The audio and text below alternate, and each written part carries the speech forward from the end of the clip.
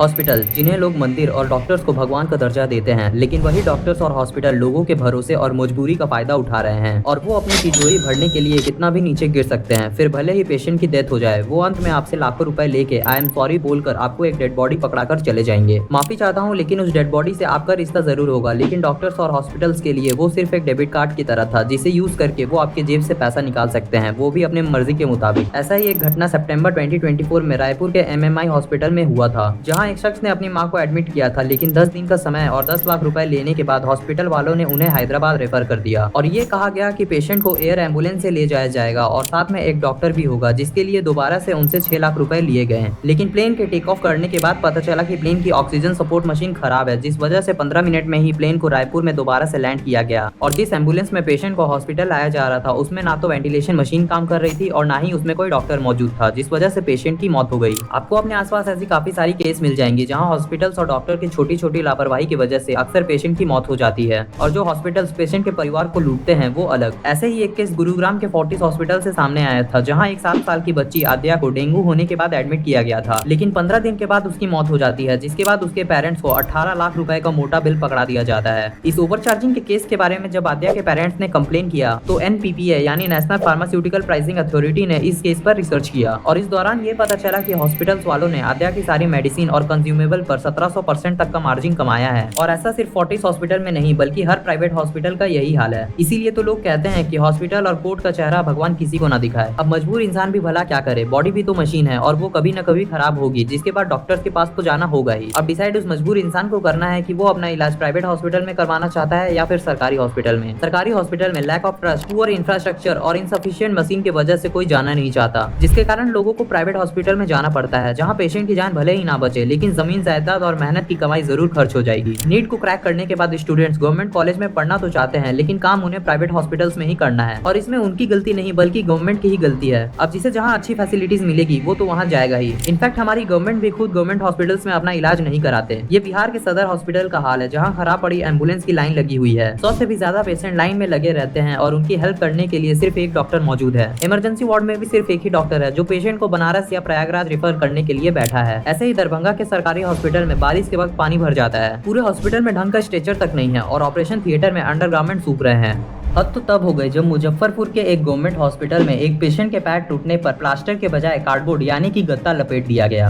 Health care industry में ये gap सालों से है। एक तरफ सरकारी हॉस्पिटल है जिसमें कोई सुविधा नहीं है और एक तरफ प्राइवेट हॉस्पिटल है जिसमें सच्चाई नहीं है। 2017 में दिल्ली के फेमस मैक्स हॉस्पिटल से एक केस सामने आई थी, जहाँ डॉक्टर्स ने 2 जुड़वा बच्चों की डिलीवरी के बाद उन्हें डेड डिक्लेयर कर दिया था, लेकिन जब बच्चों के पेरेंट्स उन्हें क्रीमेशन ग्राउंड की तरफ ले जा रहे थे तब उन्हें पॉलिथीन बैग में कुछ मूवमेंट्स फील हुई और ये पता चला कि 2 में से एक बच्चा जिंदा है, जिसके बाद तुरंत उन्हें प्रीतमपुरा के अग्रवाल हॉस्पिटल में एडमिट किया गया, लेकिन वहां बेबी की डेथ हो गई। और इस घटना के बाद मैक्स हॉस्पिटल पर यह एलिगेशन लगाए गए कि उन्होंने बेबीज को पॉलिथीन बैग में हैंडओवर किया था, जिस वजह से सफोकेशन के कारण बेबीज की मौत हो गई। इसी के साथ डॉक्टर्स ने डेड डिक्लेयर करने से पहले बेबीज की ECG भी नहीं की थी। ये प्राइवेट हॉस्पिटल्स लापरवाही तो करते हैं, लेकिन इसके साथ वो फेक सर्जरी, सिंक टेस्ट और कई तरह के अननेसेसरी मेडिसिन लिखते हैं ताकि आपका बिल बढ़ता रहे। यहाँ सिंक टेस्ट उसे कहा जाता है जब टेस्ट के नाम पर आपके बॉडी से ब्लड तो ले लिया जाता है, जिसके बाद पैथोलॉजी लैब में उसे सिंक में फेंक देते हैं और एक नॉर्मल रिपोर्ट आपके सामने रख दी जाती है। आपने अक्सर देखा होगा कि डॉक्टर्स आपको एक पर्टिकुलर पैथोलॉजी लैब से ही टेस्ट कराने को कहते हैं, वरना बड़े हॉस्पिटल्स में तो लैब हॉस्पिटल के अंदर ही होता है। इन पैथोलॉजी लैब और हॉस्पिटल्स की डील होती है और डॉक्टर जितने भी पेशेंट को रिफर करते हैं वो दोनों लैब और डॉक्टर 50-50% बांट लेते हैं। प्राइवेट हॉस्पिटल अब सिर्फ हॉस्पिटल नहीं बल्कि एक कॉर्पोरेट ऑफिस बन चुका है, जहाँ बिजनेसमैन हॉस्पिटल खोलते हैं और एम्प्लॉइज की तरह डॉक्टर्स को हायर करते हैं, जिन्हें मंथली टारगेट दिया जाता है और उस टारगेट को अचीव करने के चक्कर में डॉक्टर फालतू के टेस्ट लिखते हैं। इसी के साथ ज्यादा से ज्यादा लोग को एडमिट करते हैं और कंज्यूमेबल को भी ओवर प्राइस करके सेल करते हैं और इसी वजह से 20,000 में होने वाली ट्रीटमेंट में 1 लाख रुपए खर्च हो जाते हैं। वर्ल्ड हेल्थ ऑर्गेनाइजेशन के मुताबिक अगर किसी कंट्री में 10 to 15% सीजेरियन यानी कि सी सेक्शन डिलीवरी हो रही है तो उसे ठीक माना जाता है, लेकिन 15% से ऊपर गई तो यहाँ कहीं न कहीं सोचने वाली बात है। और अगर इंडिया के डेटा को देखें तो यहाँ पिछले 2 सालों में 23% से भी ज्यादा सी सेक्शन सर्जरी हुई है। 2010 में जहाँ 8 से 9% केस में सी सेक्शन हो रहे थे, वहीं अब शहरों में 40% से भी ज्यादा केस में सिजेरियन हो रहे हैं। यूजली सिजेरियन को तब यूज किया जाता है जब लाइफ एंड डेथ का सवाल हो, लेकिन प्राइवेट हॉस्पिटल में इसे बिजनेस की तरह देखा जाता है। क्योंकि सिजेरियन हुई तो पेशेंट को ज्यादा समय तक हॉस्पिटल में रुकना पड़ेगा और इससे बेड चार्ज भी बढ़ता रहेगा, और सर्जरी करके तो वैसे भी लूटना है। एक रिपोर्ट के मुताबिक सी सेक्शन नॉर्मल डिलीवरी से 3 से 4 गुना महंगा होता है, और सिजेरियन के बाद पीपीडी यानी कि पोस्टमार्टम डिप्रेशन सिम्टम्स का भी रिस्क मदर में नॉर्मल डिलीवरी के मुकाबले ज्यादा होता है।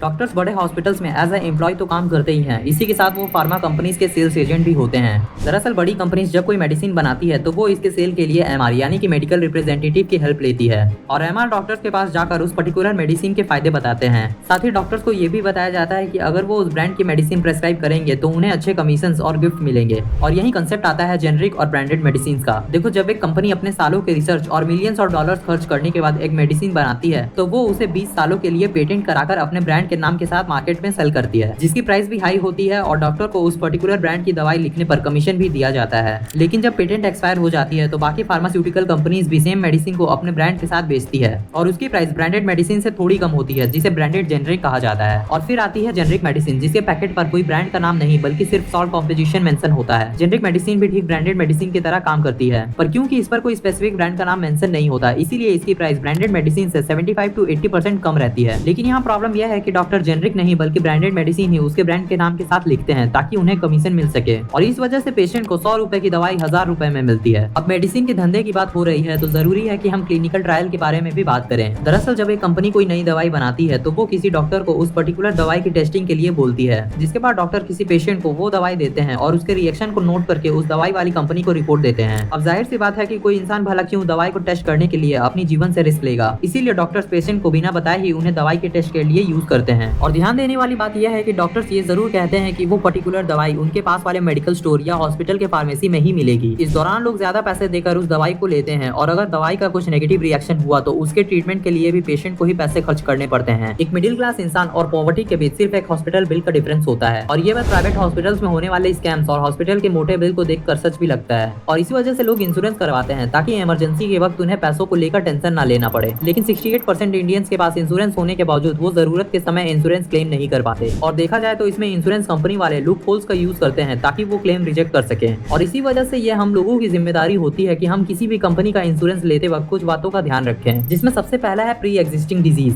अगर इंश्योरेंस लेने के 48 महीने पहले तक आपको कोई बीमारी है तो वो प्री एग्जिस्टिंग डिजीज में आती है। अधिकतर इंश्योरेंस कंपनी का कहना है कि वो आपके प्री एग्जिस्टिंग डिजीज को भी कवर करते हैं, लेकिन ऐसा नहीं होता। काफी केसेस में देखा गया है कि इंश्योरेंस कंपनी या तो क्लेम रिजेक्ट कर देती है या तो पेशेंट को अपने पैसे लेने के लिए लंबे समय का इंतजार करना होता है। इसीलिए कम प्रीमियम के चक्कर में अपने एग्जिस्टिंग डिजीज को ना छुपाएं, क्योंकि इससे आपकी प्रीमियम भी जाएगी और क्लेम भी टर्मिनेट होने का डर रहेगा। दूसरा, प्री एंड पोस्ट हॉस्पिटलाइजेशन। आपको इंश्योरेंस लेते वक्त इस बात का ध्यान रखना होगा कि इंश्योरेंस कंपनी आपके प्री एंड पोस्ट हॉस्पिटलाइजेशन जैसे MRI, CT scan, x-ray, ambulance और मेडिसिन जैसे चीजों का खर्च उठा रही है या नहीं, वरना कई बार ये सारी चीजें इंश्योरेंस पॉलिसी में इन्वॉल्व नहीं होती। तीसरा है डे केयर ट्रीटमेंट। अक्सर इंश्योरेंस कंपनी का कहना होता है कि क्लेम करने के लिए कम से कम पेशेंट को 24 घंटों तक हॉस्पिटल में रहना होगा, लेकिन इस पर गवर्नमेंट का कहना है कि अब सारी ट्रीटमेंट टेक्नोलॉजी की हेल्प से जल्दी हो जाती है, इसीलिए पेशेंट को हॉस्पिटल में 24 घंटे रहने की जरूरत नहीं है। कैटरेक्ट ट्रीटमेंट, केमोथेरेपी और डायलिसिस जैसी चीजें कुछ ही घंटों में हो जाती है, इसीलिए ध्यान रहे कि डे केयर ट्रीटमेंट भी इंश्योरेंस में कवर्ड हो। चौथा है नेटवर्क हॉस्पिटल्स। इसमें इंश्योरेंस कंपनी आपको कुछ हॉस्पिटल्स की लिस्ट देती है, जिसमें अगर आप ट्रीटमेंट करवाते हैं तो कंपनी डायरेक्ट हॉस्पिटल को पेमेंट करती है, लेकिन अगर आपने कहीं और ट्रीटमेंट करवाया तो उस केस में पहले आपको अपने जेब से पैसा भरना होगा और बाद में इंश्योरेंस कंपनी आपको पेमेंट करेगी। साथ ही आपको कैप पर भी ध्यान देना होगा। अक्सर इंश्योरेंस कंपनी किसी पर्टिकुलर ट्रीटमेंट के लिए कैप यानी कि लिमिट सेट करके रखती है, और अगर लिमिट के ऊपर खर्च हुआ तो वहाँ आपको पेमेंट करना पड़ेगा। तो मेक श्योर आप इंश्योरेंस लेते वक्त इन सारी चीजों का ध्यान रखें। अब हॉस्पिटल स्कैम्स की बात हो रही है तो ऑर्गन ट्रैफिकिंग के बारे में भी जानना जरूरी है।